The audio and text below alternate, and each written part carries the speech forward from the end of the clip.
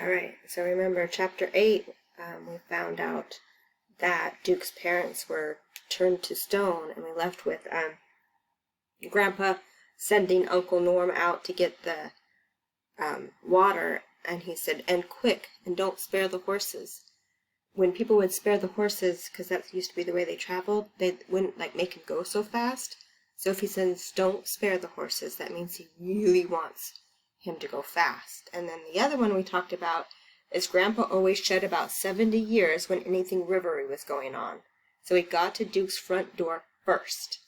So to me, what that's telling me is that was just a very vivid way of saying that when there's anything rivery, Grandpa doesn't act 70, because he got there first. He runs, so he sheds 70 years and becomes all excited because it's rivery. So that was the way the author was trying to tell us that Grandpa gets really excited and he moves really fast when anything rivery comes. It doesn't mean he actually is shedding years. It just means he's excited and he's moving faster. All right, chapter 9 is called More Stone. Duke lived just 7 blocks from the river, but it seemed to be taking Dad most forever to get back. Finally, Tessa couldn't take it any longer. Grandpa, what happened to Auntie and Unc? She asked. River trolls. You don't know that, Mom protested. I don't think Mom's quite as rivery as Grandpa is. Sure do, Grandpa replied. Your second cousin Alfie had a run-in with some of them down to 5 Creeks. They turned him to stone just like this. River trolls? Dr. E.O. Moneybaker snorted. This is the first I've heard of them being involved. All the old wives' tales blame this kind of nonsense on rock trolls. Grandpa scoffed, saying, Haven't you ever heard the saying, river trolls use rocks and rock trolls use river? Well, of course I have, the doctor crabbed, but as a man of science, I'm not convinced it means anything. I really don't know how science-y, rivery things can be. What about you? And I suppose you think these 2 people were here haven't been turned to stone either, Grandpa said, resting his case. The doctor worked his jaw up and down plenty without thinking of a comeback to that. Finally, he turned away from Grandpa and snapped out one shot, More pictures. They won't turn out any better than the other ones did of the kid, one shot predicted, but he started clicking close-ups and side shots. Meanwhile, Dr. Moneybaker was tugging on a pair of surgical gloves lifted from a pocket, sliding his eyeglasses to the top of his head and leaning over Aunt Phyllis. Uh-oh, he's getting gloves on and he's leaning. What do you think he's going to do? Those gloves won't protect you any, Grandpa warned. Not with stone this fresh. It's got to sit for years before it's safe to touch stone such as this.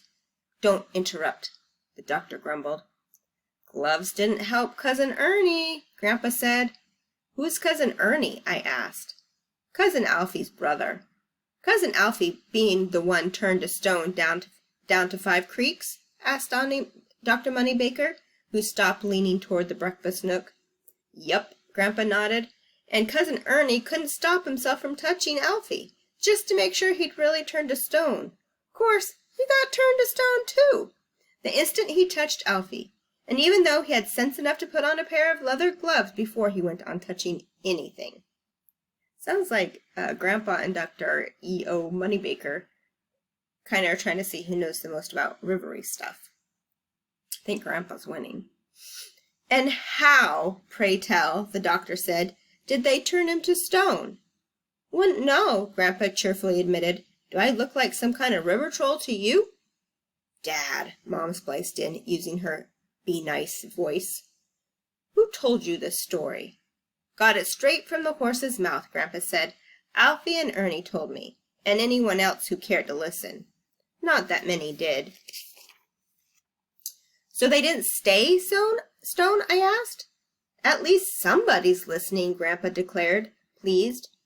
Ernie no more than touched Alfie and got shazammed to stone. Then someone came up behind them, pushed them both into the river. Soon as they hit the water, they got turned back to flesh and bone. My personal opinion, the river water saved them. How long ago did all this happen? The doctor asked, fumbling for his notebook. Oh, they were young fellows then, Grandpa allowed. Didn't know any better. It would have been back in the Depression. The fact that it had happened 70-some years ago didn't bother the doctor in the slightest. Right away he asked Grandpa if he'd ever heard of anyone growing a horn like Duke's. Of course I have, Grandpa said, dragging out the story of Huntington Bridgewater and his brother Floyd. Having to tell the story twice never slowed Grandpa down any. What's more, the doctor scribbled notes and even asked Grandpa to repeat the dates and places. Grandpa pretty was near in heaven. They were still at it when the siren came woo-wooing down the street, cutting off right in front of the house. Seconds later, a bam, bam, bam at the front door. Rushing through the living room, we found Dad still in his pajamas and looking kind of sheepish. Standing next to him was a tall, thin sheriff's deputy who was holding Uncle Norm's thermos. Okay, so I'm thinking Grandpa really likes Rivery stuff. What I want you to do is come up with some evidence to back that up, or evidence to say that's not true, Mrs. Corbin. So my opinion is that Grandpa loves Rivery stuff. So your task is to find evidence to support that, or evidence that will dispute that will say, no, that's not right.